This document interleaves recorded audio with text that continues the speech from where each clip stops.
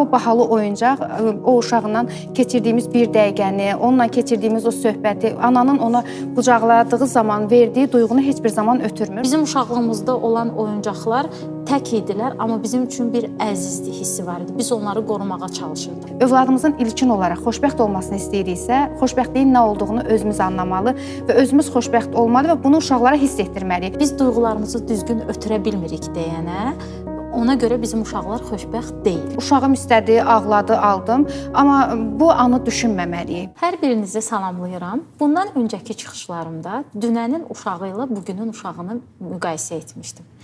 Bugünkü çıxışımda isə bugünün uşağı nə üçün xoşbəxt ola bilmir mövzusunu müzakirə etmək istəyirəm. Həmkarım Cəmilə xanım, xoş gəlmisiniz. Sizlərlə bugün onu müzakirə etmək istəyirdim. Dönürəm illər öncəyə. Bizim çox xoşbəxt olmaq üçün çox əziz nədənlərimiz vardı, belə deyim. Ömrümüz, həyatımız bu qədər rəngarəng deyildi. Amma bugün uşaqların əllərinin altında xoşbəxt olacaq deyə düşünürəm. Çox oyuncaqlardır, istəyir sosial şəbəkələrdir, ümumiyyətlə internetdir. Yəni bu inkişafı nəzərə alaraq düşünürəm ki, bugün daha xoşbəxt olmalıyıq. Amma bugünün uşağı nə üçün xoşbəxt ola bilmir? Salam Aynur xanım. Həqiqətən çox gözəl bir mövzuya toxunuruq. Çünki davamlı valideynlərdən eşitdiyimiz bir fikirdir ki, övladım üçün hər şey edirəm, amma övladım yenə narazıdır, xoşbəxt deyil. Və burada unutduğumuz bir məqam var ki, biz övladlarımız üçün hər şeyin ən gözəlini etməyə çalışırıq.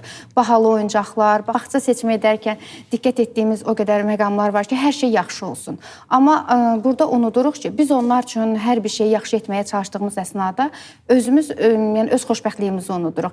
Və uşaq hansı zaman xoşbəxt ola bilər? O zaman xoşbəxt ola bilər ki, ana xoşbəxtdir və ailədə xoşbəxtlik var. Və biz onlar üçün hər şeyi əlçatan etmək üçün öz, necə deyirlər, istirahətimizdən, öz rahatlığımızdan keçirik. Çalışırıq ki, onlara hər bir şeyi təmin edək.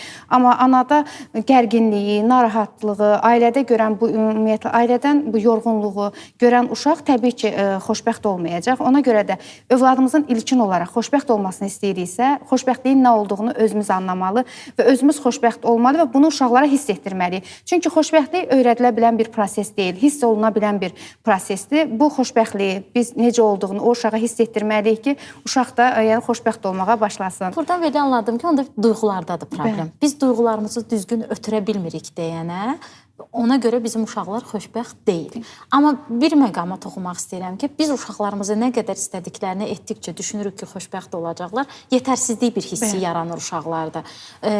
Hər bir sahədə sərhəd olduğu kimi, uşaqların da tərbiyəsində sərhədlər qoysaq, sizcə bu necə təsir edər onların tərbiyəsinə? Yəni, ümumiyyətlə, uşaqlar sərhədlərlə böyüməyi sevən bir varlıqlardır. Biz bu günləri uşaqlarımız tək xoşbəxt olsun, onlar üçün istədikləri hər şey etməyə çalışırıq. Ümumiyyətlə, uşaqlar yox nədir? Demək olar ki, bugün uşaqları bilmir və o qədər travma deyilib ki, düşünürük ki, uşaqlara nəyisə vermədikdə, onların istəklərinə qarşı travma yaşadacaq. İstəklərinə qarşı çıxanda onlarda travma yaranacaq. Amma travma burada istəyə qarşı çıxmaqda, olmaz deməklə formalaşan bir şey deyil. Biz uşağı incitsək, təhqir etsək, yəni hər hansı bir şey etdikdə uşaqda travma yaranır. Təəssüflər olsun ki, biz sərhədsiz uşaq böyüdəndə əslində uşağa mənfi təsir göstərmiş olur. Bu nəyə qeyd etmək istəyirəm? Bax, burada deyirsiniz ki, hər istədiklərini etdikcə, sərhəd qoymadıqca, biz düşünürük ki, uşaqlarımıza hər istədiklərini etdikcə sonsuz azadlıq belə sonda tərbiyəsizliyə gətirib çıxarır. Və doyumsuzluq yarandığına görə biz onları artıq hisslərini idarə edə bilmirik. Düşünürük ki, rəngarəng dünyaları olsa daha xoşbəxt olarlar, amma əslində xoşbəxtlik məhfumu çox geniş anlayışdır və hərəyə görə xoşbəxtlik bir anlamdadır. Kiminsə üçün xoşbəxtlik anlamı uşaq dünyasından danışırıqsa, çoxlu maşının olmağıdırsa, kimə görəsə və biz öz uşağımı öncəlik tanımalıyıq ki, bizim uşağımız xoşbəxt olmaq üçün nə istəyir. Düşünürəm ki, bugünün uşağı valideynlə vaxt keçirtməməkdən xoşbəxt deyil. Çünki valideyn uşaqla bayaq qeyd etdiyimiz kimi, bundan öncəki çıxışlarda qeyd etdiyimiz kimi, o 0-3-3-6 aralığındakı o duyğunu ötürə bilmirik, yetərsiz bir uşaq böyüdürük. Düşünürük ki, uşağımız üçün ən belə böyük şəraiti yaratsaq, o dünyanın ən xoşbəxti olacaq. Belə deyək də, səbət oyuncaqları olsa belə xoşbəxt deyil. Və bir məqama toxunmaq istəyirəm. Nə qədər oyuncağı olsa da uşağın mağazaya gedir və yenə də oyuncaq Oyuncaq istəyir. istəyir. Bu zaman valideynlər nə etməlidir? Bu gün biz çox gözəl bir məqama toxundunuz ki, uşaqlar bu gün xoşbəxt olmamalarının bir səbəbi də emosional olaraq özlərini boşluqda hiss etmələridir. Biz bu gün fiziki olaraq övladlarımızın yanında olsaq da, zehni olaraq, ümumiyyətlə emosional olaraq onların yanında deyilik. Çünki uşaqlar dinlənilmək, ümumiyyətlə görülmək, valideynlə bir təmasda olmaq istəyirlər. Anlanmaq istəyirlər. Təəssüflər olsun ki, biz bunları özümüz daha çox düşünək ki, telefona bağlıyıq, ya iş prosesinin ağırlığı, yorğunluqla əlaqədar bunları verə bilmirik və düşünürük ki, oyuncaqlar alacaq, istədiyi başqa bir şeyləri eləyəcək, uşaq xoşbəxt olacaq. Amma o bahalı oyuncaq, o uşaqla keçirdiyimiz bir dəqiqəni, onunla keçirdiyimiz o söhbəti, ananın ona qucaqladığı zaman verdiyi duyğunu heç bir zaman ötürmür. Ona görə ilkin olaraq onları sevmək, həqiqətən dinləmək və dəyərli olduqlarını onlara hiss etdirdikdə uşaq xoşbəxt olur və bu gün uşaqları sərhəd tanımırlar. O qədər biz onların hər istədiyini etmişik, onlara hazır hər bir şey vermişik ki, düşünə bir maşından, mən bunu dəfələrcə şahid olmuşam, valideynlərlə söhbət əsnasında, deyir ki, həmin maşından var, uşaq yenə də gedir, o maşından alır və onu istəyir. İstəyir deyə, ağlayır deyə mən də məcburam, axı kənardan baxırlar, bu uşaq ağlayır, necə almayım, deyib yenə də alırıq. Amma kənardan baxmaq bizə təsir etməməlidir. Çünki o baxışlar sabah bizim uşağımızın həyatını, gələcəyini dəyişməyəcək. Biz övladımız ağlayır və kənardan pis görünməsin deyə bu gün ona sərhəd qoya bilmiriksə, sabah o uşaq ümumiyyətlə istəklərini bilməyən, harda dayanmaq lazımdır, ümumiyyətlə bunu bilməyən bir fərdə çevriləcək. Ona görə kiçik yaşlarından bir dəfə olmaz demişiksə, bu olmazımız davamlı şəkildə olmalıdır. Və bir də bizdə nə var? Biz bu gün olmaz deyirik, sabah həmən olmazımızı unuduruq, yaxud da ki, işimiz olur, nəsə bir şey olur, heç nə olmaz, uşaq sakit dursun, qoy olsun deyirik. Onda yenə də uşaq fikir qarmaqarışıqlığı yaranır, istəklərini bilmir və yenə də sərhədsiz böyüyür. Və ən böyük təhlükə nədən ibarətdir? Uzun illər müşahidə edən şəxs kimi deyə bilərəm ki, çox oyuncağı olan uşaqlarda diqqət əksikliyi olur. Bugün uşaqların çox bir qismi diqqət əksiliyindən əziyyət çəkirlər və diqqət əksiliyinin kökündə əgər oyuncaqların çoxluğu durursa, orada sosial şəbəkələrdə telefondan istifadə var, o başqa mövzudur. Amma mütləq ki, oyuncağı çox olan uşaqlar diqqət yanığı olurlar. O da nədən yaranır? Psixoloqlar qeyd edir ki, uşağa əgər bir oyuncağı almışsınızsa, bunu aldınız, bu uşaq bununla oynadı, doydu. İkinci oyuncağı alanda bu birincini yığışdırın. Çünki həyatlarında gələcəkdə seçim etməyə çətinlik çəkəcəklər. Çünki o rəngarənliyin içində itib bata bilirlər. Ümumiyyətlə, oyuncaqlar barəsində danışmaq istəyirdim. Bugün çox rəngarəng oyuncaqlar var, hansı ki bizim uşaqlığımızda olmayıb. Bizim uşaqlığımızda olan oyuncaqlar tək idilər, amma bizim üçün bir əzizlik hissi var idi. Biz onları qorumağa çalışırdıq.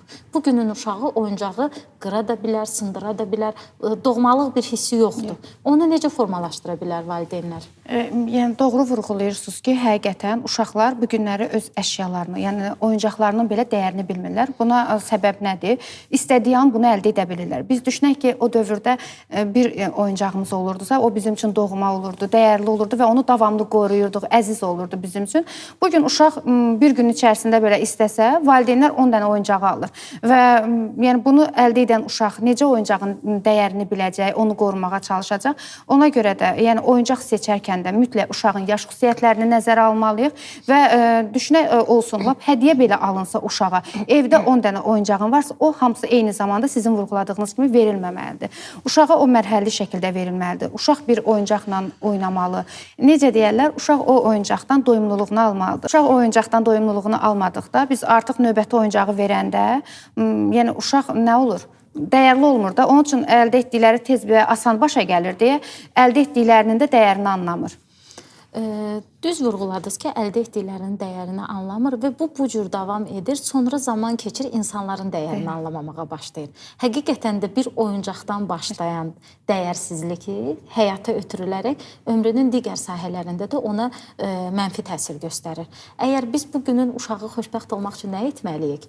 Sərhədlər bəlli etməliyik dediniz.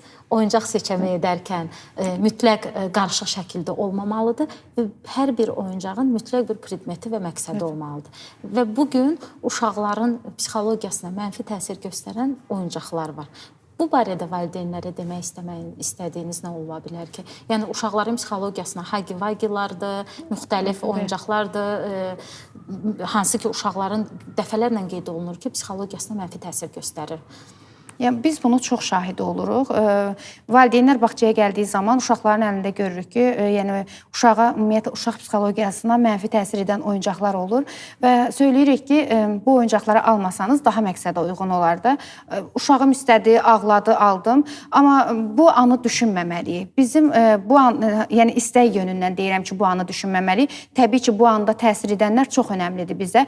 Bizim uşaq ağlayır və ona mənfi təsir edən bir şey o uşağa alırıqsa və mənfi təsir edən bir şey uşağın hal-hazırda davranışına, xarakterinə təsir edir və gələcək həyatında da təsirli olacaq. Ona görə də ağlayır deyə düzgün olmayan, yəni doğru olmayan bir şeyləri almağımız məqsədə uyğun deyil. Oyuncaq seçərkən uşağın yaş xüsusiyyətidir, ümumiyyətlə verimliliyi varmı, yoxsa görüntü olaraq olan bir şeyləri, yəni uşaqlar üçün almağımız heç də məqsədə uyğun deyil. Və 0-3 yaş dönəmində ümumiyyətlə uşaqların toxuna biləcəyi, görə biləcəyi, bu sensor deyirik ki, barmaq uclarında yerləşən sensor-motor bacarıqları, yəni inkişaf etdirən oyunlara daha çox önəm verməliyik ki, yəni barmaq uclarında olan sinir impulsları uşaqlar toxunduğu zaman daha çox fəaliyyətə keçir və bu da beyinə siqnal ötürmə əsnasında nitqin daha yaxşı formalaşmasına kömək olur. Biz bunu adi özümüzün də hazırladığımız oyuncaqlarla, uşaqlarla işlədikdə gözəl nəticə ala bilirik. Bəzən bağçalarda valideynlər uşaqlarına gətirdiyi zaman daha çox körpə yaşlarda özümüzün hazırladığımız materiallarla, uşaqlarla işlədikdə, ay sizin bağçada oyuncaqlar yoxdur, falandır, belə deyirlər, ancaq bu cürlə materiallarla işləyirsiniz. Biz ora hər hansı bir, ola bilər ki, bahalı bir material qoya bilərik, amma bu materialın uşağa verəcəyi heç bir şey olmaya bilər. Amma özümüzün hazırladığımız materiallar ola bilər ki, orada uşaq toxunduğu zaman, gördüyü zaman, o materialla istifadə etdiyi zaman böyük bir təsiri ola bilər və biz hər zaman valideynlərə də tövsiyə edirik ki, uşaqlarla həm o xoşbəxtliyi yaratmaq üçün bərabər evdə materiallar hazırlasınlar. Yəni olur da biz deyirik ki, uşaqlara müəyyən oyuncaqlar lazımdır. Amma ola bilər ki, maddiyyat olaraq biz onu təmin etməyə bilərik. Və narahat olmamalıyıq ki, ay mənim övladımın oyuncağı yoxdur, mən övladımla məşğul ola bilmirəm. Bunun üçün hər hansı bir atılacaq əşyalar var ki, kardon parçaları olur, plastik qablar olur ki, öz necə deyirlər, yaradıcılığımızdan inkişaf etdirək, yaradıcılığımızdan istifadə edərək uşaqlar üçün çox gözəl materiallar, yəni zamanlarını dolu-dolu keçirə biləcəyi resurslar hazırlaya bilərik. Baxın, Cəmilə xanım, Nəsrəddin Tusi deyib ki, arzular yerinə yetdiyi yandan dəfn olunurlar. Və uşaqlar üçün hər hansı bir oyuncaq əlçatmaz olur, biz onu alırıq və aldıqca doyumsazlaşdırırıq. Biz düşünürəm, valideyn olaraq elə etməliyik ki, o arzular heç vaxt dəfn olmasın. Çünki arzusu bitən insan, heç bir arzusu olmayan insan dəfələrlə şahid olmuş ki, həyatlarına son qoyurlar ki, artıq yaşamağın bir mənası yoxdur.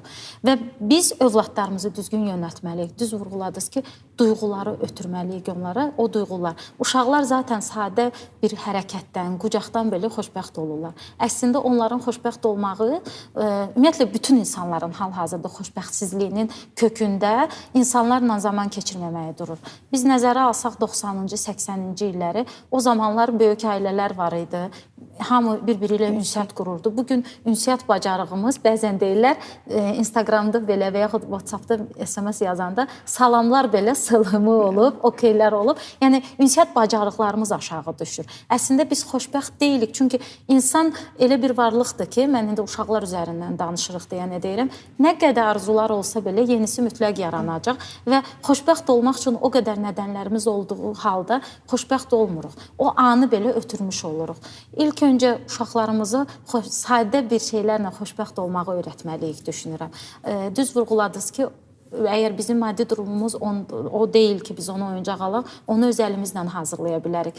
Oyuncağımız yoxdursa, onu ilə zaman keçirərək və yaxud da ki, sadə təbiətdə belə zaman keçirərək o xoşbəxtçiliyi yarada bilərik. Deməli, xoşbəxtlik bizim, sizin, hər birimizin əlindədir. Sadəcə cəmiyyəti sorunlayaraq ki, cəmiyyətdə daim problem axtararaq, ümumiyyətlə, cəmiyyət olaraq bəzən bir mənalı qarşılanmaz, hər birimiz şikayətçiyik. Davranış pozuntulu uşaqlardan, niyə görə bugünün uşaqları bu cürdür? Amma əsl günahkar kimdir? Səbəblər hansılardır? Heç nə düşünürük, nə araşdırırıq. Düşünürəm ki, düşünsək, hər birimiz onun səbəbini tapa bilərik. Hər bir kəsin hər bir uşaq niyə xoşbəxt deyil, niyə doyumsuzdur? Yəni biz bütün uşaqlar üzərindən danışa bilmərik. Elə uşaq var ki, onun ailəsi natamam ailədə, ana var, ata yoxdur, ana yoxdur. Onun xoşbəxtlik anlamında ata faktorunun olmamağıdır və yaxud ana faktorunun olmamağıdır. Elə uşaq var ki, onun üçün hansısa oyuncağın olmamağıdır. Yetər ki, əsas səbəbi tapaq ki, uşaq niyə xoşbəxt deyil və biz düşünərək problemləri kökündən həll etməyə çalışsaq, çox da gözəl nəticələr həll edərik. Qınamaq, problemləri daim köklü şəkildə demək problemin həlli yolu deyil. Sizlər, siz, bizlərik, cəmiyyətin hər bir üzvü bunun üzərində mübarizə aparsa nə qədər gözəl nəticə əldə edərik. Çox sağ olun gəldiyinizə görə, minnətdaram sizə. Sonda nə demək istərdiniz? Mən çox sağ olun, təşəkkür edirəm. Sonda yəni əsas odur ki, övladlarımıza həqiqətən ilkin olaraq o emosional dəstəyi verək. Yəni davamlı onların yanında olaq, fiziki olaraq deyil də, yəni ruhsal olaraq da onlara var olduğumuzu hiss etdirək. Yəni ilk sevgi zaten xoşbəxtlik oradan başlayır. Yəni bunu verdikdən sonra zaten ardı daha gözəl gələcək. Təşəkkür eləyirəm.